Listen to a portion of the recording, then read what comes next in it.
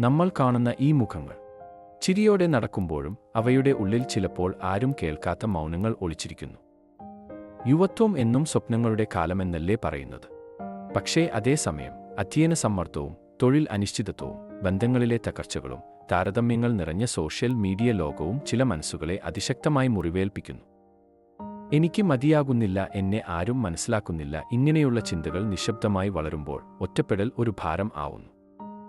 പക്ഷേ ഓർക്കണം, സഹായം തേടുന്നത് ബലഹീനതയല്ല, സംസാരിക്കാൻ ഒരാളെ തേടുന്നത് ധൈര്യത്തിന്റെ അടയാളമാണ്. ഒരു സുഹൃത്തിന്റെ ശ്രദ്ധ, ഒരു അധ്യാപകന്റെ കേൾവി, ഒരു കുടുംബത്തിന്റെ കരുതൽ, ഒരൊറ്റ നിമിഷം പോലും ഒരു ജീവൻ രക്ഷിക്കാനാകാം. മാനസികാരോഗ്യം ഒളിപ്പിക്കേണ്ട കാര്യമല്ല, സംസാരിക്കേണ്ട വിഷയമാണ്. പ്രതീക്ഷയ്ക്ക് എന്നും വഴിയുണ്ട്. ഇന്ന് ഇരുണ്ടതായി തോന്നുന്ന ജീവിതം നാളെയൊരു വെളിച്ചമായി മാറാം. അതുകൊണ്ട് നിങ്ങൾ ഒറ്റക്കല്ല, സംസാരിക്കുക, കേൾക്കുക, സഹായം തേടുക. മൗനം പൊളിക്കാം, ഒരുമിച്ച്.